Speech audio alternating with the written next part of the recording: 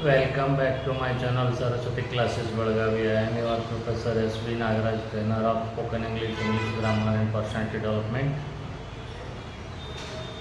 Friends, today I would like to explain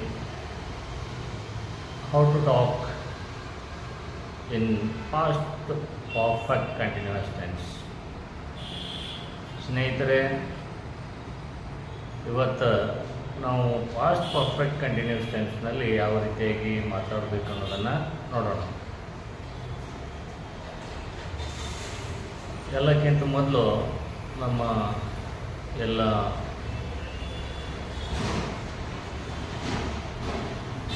ಆತ್ಮೀಯ ಸಬ್ಸ್ಕ್ರೈಬರ್ಸ್ಗೂ ಮತ್ತು ಈ ವಿಡಿಯೋವನ್ನು ವೀಕ್ಷಿಸುತ್ತಿರುವ ನಿಮಗೂ ನನ್ನ ಅನಂತ ನಮಸ್ಕಾರಗಳು.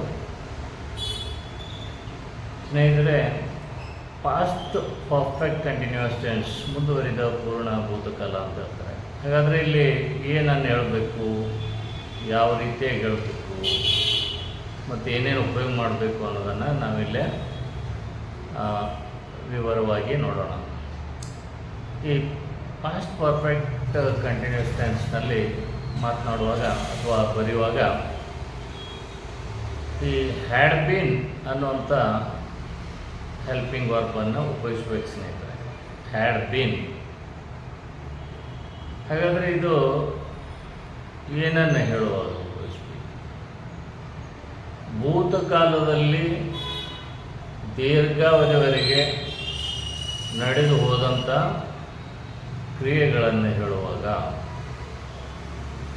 ನಾವು ಈ ಪಾಸ್ಟ್ ಪರ್ಫೆಕ್ಟ್ ಕಂಟಿನ್ಯೂಸ್ ಟೆನ್ಸ್ನಲ್ಲಿ ಹೇಳಬೇಕಾಗ್ತದೆ ಮತ್ತು ಬರೀಬೇಕಾಗ್ತದೆ ಸ್ನೇಹಿತರೆ.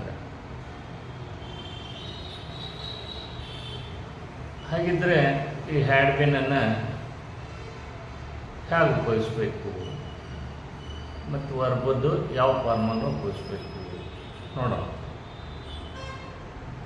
ಈ had been auxiliary helping verb ಏನಿದೆಯಲ್ಲ, ಇದನ್ನು I had been, we had been, you had been, you had been, he, she, it had been, they had been, ಎಲ್ಲ ಕಡೆ ಹ್ಯಾಡ್ ಬೀನ ಬರುತ್ತೆ ಸ್ನೇಹಿತರೆ. ಇನ್ನು ಇಲ್ಲಿ ವರ್ಬನ್ನು ನಾವು ಅಫರ್ಮೇಟಿವ್ ಫಾರ್ಮೆಟ್ನಲ್ಲಿ ಹೇಳುವಾಗ ವರ್ಬನ್ನು ಫಸ್ಟ್ ಫಾರ್ಮ್ನಲ್ಲಿ ತಗೋಬೇಕಾಗ್ತದೆ. ಅದಕ್ಕೆ ING ಪ್ರತ್ಯಯವನ್ನು ಹಚ್ಚಬೇಕಿಲ್ಲ ಅಫರ್ಮೇಟಿವ್ ಫಾರ್ಮೆಟ್.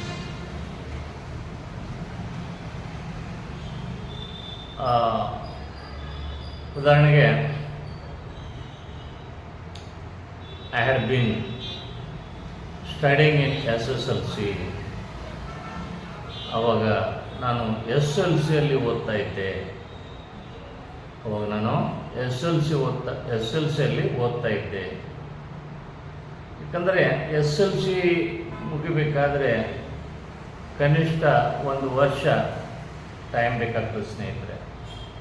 ಇಂಥ ಯಾವುದೇ ಒಂದು ದೀರ್ಘ ಅವಧಿವರೆಗೆ ನಡೆಯುವಂಥ ಕ್ರಿಯೆಯನ್ನು ನೀವು ಹೇಳಬೇಕಾದಾಗ ಅದನ್ನು ಪಾಸ್ಟ್ ಪರ್ಫೆಕ್ಟ್ ಕಂಟಿನ್ಯೂಸ್ ಟೆನ್ಸ್ನಲ್ಲಿ ಹೇಳಬೇಕು. I had been studying in SSLC. ಆವಾಗ ನಾನು SLCಯಲ್ಲಿ ಓದ್ತಾ ಇದ್ದೆ. ಇಲ್ಲಿ ಪ್ರಶ್ನೆ ಮಾಡಬೇಕಾದಾಗ had you been constructing a house? ನೀವೊಂದು ಮನೆಯನ್ನು ಕಟ್ಟುತ್ತಾ ಇದ್ರಾ? ನೀವು ಅವಾಗ ಮನೆ ಕಟ್ಟಕತ್ತಿದ್ದರೇನ್ರಿ ಅಂತ ನಿಮ್ಮ ಆಡೋ ಮಾತಿನಲ್ಲಿ ಕೇಳ್ತಾರೆ. ಆವಾಗ ಆನ್ಸರು ಪಾಸಿಟಿವ್ ಆಗಿದ್ದರೆ yes, we had been constructing a house.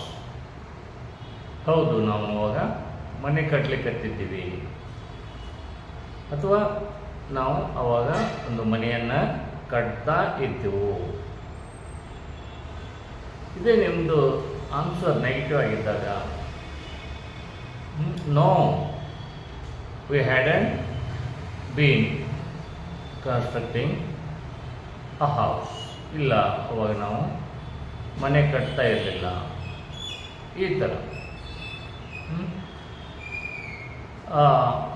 ಅವರು ಕ್ರಿಕೆಟ್ ಆಡ್ತಾ ಇದ್ರಾ? Had they been playing cricket? Had they been playing cricket? Yes they had been playing cricket. ಅವ್ರು ಕ್ರಿಕೆಟ್ ಆಡ್ತಾ ಇದ್ರಾ ಅಂತ ಪ್ರಶ್ನೆ ಮಾಡಿದಾಗ ಅದಕ್ಕೆ ನಿಮ್ಮ ಆನ್ಸರ್ ಪಾಸಿಟಿವ್ ಆಗಿದ್ದರೆ yes they had been playing cricket. ಇಲ್ಲ ಅನ್ನೋದಾದರೆ ನೆಗೆಟಿವ್ ಆಗಿದ್ದರೆ no they had not been playing cricket. ಇಲ್ಲ, ಅವರು ಕ್ರಿಕೆಟನ್ನು ಆಡ್ತಾ ಇರಲಿಲ್ಲ. ಇನ್ನು ಇದನ್ನು ನೀವು ಸಿ ಅಂತ ತೊಗೊಂಡಾಗ ಅಥವಾ ಹಿ ಅಂತ ತೊಗೊಂಡಾಗ had he been studying in 8th standard, had he been studying in 8th standard,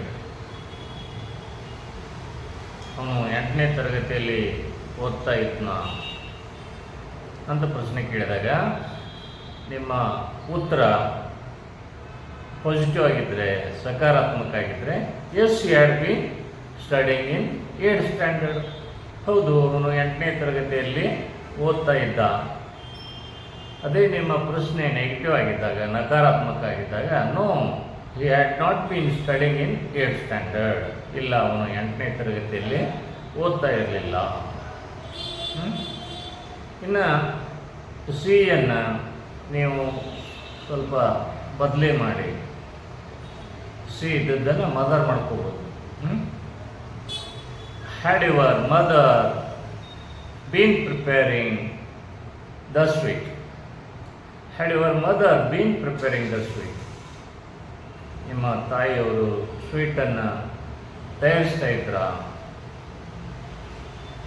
ಇದಕ್ಕೆ ಆನ್ಸರ್ ಪಾಸಿಟಿವ್ ಆಗಿದ್ದರೆ yes my mother had been preparing the sweet. ಹೌದು, ನನ್ನ ತಾಯಿಯವರು ಸಿಹಿಯನ್ನು ತಯಾರಿಸ್ತಾ ಇದ್ರು. ನೆಗೆಟಿವ್ ಆಗಿದ್ದಾಗ no my mother had not been preparing the sweet. ಇಲ್ಲ, ನಮ್ಮ ತಾಯಿಯವರು ಸಿಹಿಯನ್ನು ತಯಾರಿಸ್ತಾ ಇರಲಿಲ್ಲ. ಈ ರೀತಿಯಾಗಿ ಭೂತಕಾಲದಲ್ಲಿ ಯಾವುದಾದ್ರೂ ಒಂದು ಕ್ರಿಯೆ ದೀರ್ಘಾವಧಿವರೆಗೆ ನಡೆದಿದೆ ಅನ್ನೋದನ್ನು ನೀವು ಸ್ಪಷ್ಟಪಡಿಸಬೇಕಾದ್ರೆ ಅವಾಗ ನೀವು past perfect continuous ಟೆನ್ಸ್ನಲ್ಲಿ he had been ಅನ್ನು ಉಪಯೋಗಿಸಿ ನೀವು ಮಾತಾಡಬೇಕಾಗ್ತದೆ ಸ್ನೇಹಿತರೆ, ಮತ್ತು ಬರೀಬೇಕಾಗ್ತದೆ. ಸ್ನೇಹಿತರೆ, ಈ ಪಾಸ್ಟ್ ಪರ್ಫೆಕ್ಟ್ ಕಂಟಿನ್ಯೂಸು ನಿಮಗೆ ಕ್ಲಿಯರ್ ಆಯಿತು ಅಂದ್ಕೊಳ್ತೀನಿ. ಇಷ್ಟಾಗಿಯೂ ಕೂಡ ಏನಾದರೂ ಡೌಟ್ ಇದ್ದರೆ ದಯವಿಟ್ಟು ಕಾಮೆಂಟ್ ಮಾಡಿ, ನಾನು ನಿಮ್ಮ ಡೌಟನ್ನು ಕ್ಲಿಯರ್ ಮಾಡ್ತೀನಿ. ಈ ವಿಡಿಯೋ ನಿಮಗೆ ಇಷ್ಟ ಆಗಿದ್ದರೆ ಲೈಕ್ ಮಾಡಿ, ಶೇರ್ ಮಾಡಿ. ಇಲ್ಲಿವರೆಗೂ ಯಾರಾದರೂ ನಮ್ಮ ಚಾನಲ್ಗೆ ಸಬ್ಸ್ಕ್ರೈಬ್ ಆಗಿಲ್ಲ ಅಂದರೆ ದಯವಿಟ್ಟು ಸಬ್ಸ್ಕ್ರೈಬ್ ಆಗಿ ಪಕ್ಕದಲ್ಲಿರುವಂಥ ಬೆಲ್ ಐಕಾನನ್ನು ಕ್ಲಿಕ್ ಮಾಡಲಿಕ್ಕೆ ಮರಿಬೇಡಿ. ಯಾಕಂದರೆ ನಿಮ್ಮ ಸಪೋರ್ಟ್ ನಮಗೆ ಬೇಕು. ನಿಮ್ಮ ಸಪೋರ್ಟ್ ಇಲ್ಲದೆ ನಾವು ಮುಂದುವರಲಿಕ್ಕೆ ಆಗೋದಿಲ್ಲ. ಅದೇ ರೀತಿಯಾಗಿ ನಾವು ನಡೆಸುವಂಥ ಲೈವ್ ಆನ್ಲೈನ್ ಅಥವಾ ಆಫ್ಲೈನ್ ಸ್ಪೋಕನ್ ಇಂಗ್ಲೀಷ್ ಕ್ಲಾಸ್ಗಳನ್ನು ಅಟೆಂಡ್ ಮಾಡ್ಬೇಕಂತಿದ್ರೆ ನೀವು ಜಾಯಿನ್ ಆಗ್ಬೋದು ಸ್ನೇಹಿತರೆ. ಅದೇ ರೀತಿಯಾಗಿ ನಿಮಗೆ ಮನೆಯಲ್ಲಿ ಇದ್ದುಕೊಂಡೇ ಇಂಗ್ಲೀಷ್ ಕಲಿಬೇಕಂತಿದ್ರೆ ನಾನು ಇಂಗ್ಲೀಷ್ ಕಲಿಯಲು ಬರೆದಿರುವಂಥ ಪುಸ್ತಕಗಳು ನಿಮ್ಮ ಹತ್ತಿರದ ಪುಸ್ತಕದ ಅಂಗಡಿಯಲ್ಲಿ ಸಿಗ್ತಾವೆ. ಅವುಗಳನ್ನು ಖರೀದಿಸಿ ನೀವು ಇಂಗ್ಲೀಷನ್ನು ಕಲಿತ್ಕೋಬೋದು ಸ್ನೇಹಿತರೆ. ಸರ್ವೇ ಜನ ಸುಖಿನೋ ಭವಂತು.